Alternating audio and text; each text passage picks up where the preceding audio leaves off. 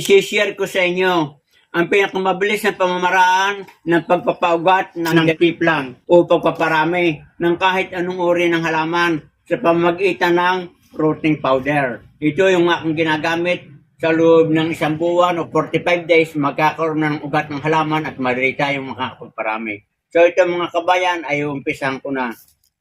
Ating tatanggalan ng ilang dahon.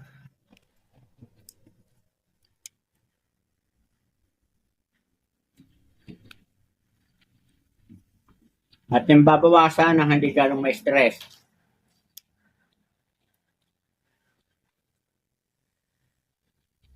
Yan. At ating puputulan. At ngayon mga kabayan, para mabilis itong magkaroon ng ugat, ay ating lalagyan ng rooting powder. At para dumikit dito, ating mo nang babasahin. Yan. Lalagyan natin itong puno. Tapos bago natin ilagay sa tubig, patatagal natin ng mga 5 minuto. Yan. At ito mga kabayan, tubig na ating pagbababadan ay lalagyan din natin. Pwedeng ilagay natin 5 grams o kahit 3 grams. Tatansyahin ko na ito naman biski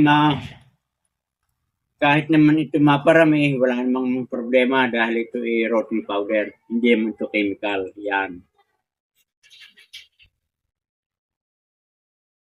Ay, tansya ko na mga 3 grams. Yan.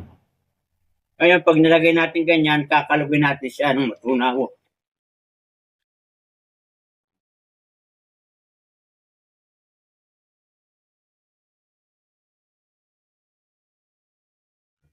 So yan mga kabayan, ganyan lamang ang mabilis na pamamaraan ng pagpapaugat. So mga kabayan, pagkaraan ng 5 minuto, ilalagay ko na itong ating cutting. Yan mga kabayan. At ngayon, ito ilalagay ko sa isang kanlong na hindi muna masisikatan direkto ng araw dun sa malamig at medyo madilim na lugar para madalis ang tubo. At i-update ko kayo. Ngayon mga kabayan ay bibisitahin ko kung success ba itong aking propagation ng tiplang.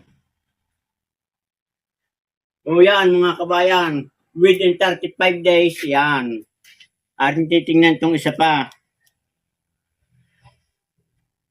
Ayan, mas mabilis umugat itong kabila dahil ito hindi pare-pareho ang pag-ugat. Pagkatag-araw ay medyo matagal-tagal, baka abutin ng mga 40 days. So yan mga kabayan, ang gagawin ko dito ay akin ng itatransplant at akin ng itatanim para tuloy-tuloy ng lumago at gumanda yung kanyang bulas. Itatanim ko na dito at saka ko lang ililipat sa malaking paso kapag ito'y talagang marami ng suloy.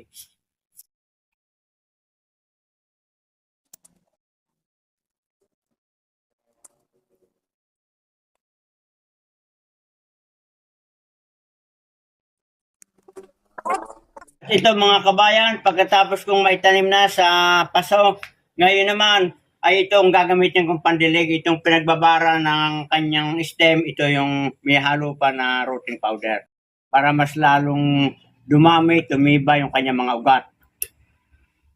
So yan mga kabayan, ganyan lamang ang propagation ng tea plant at ito lamang ang ginamit ko mga kabayan.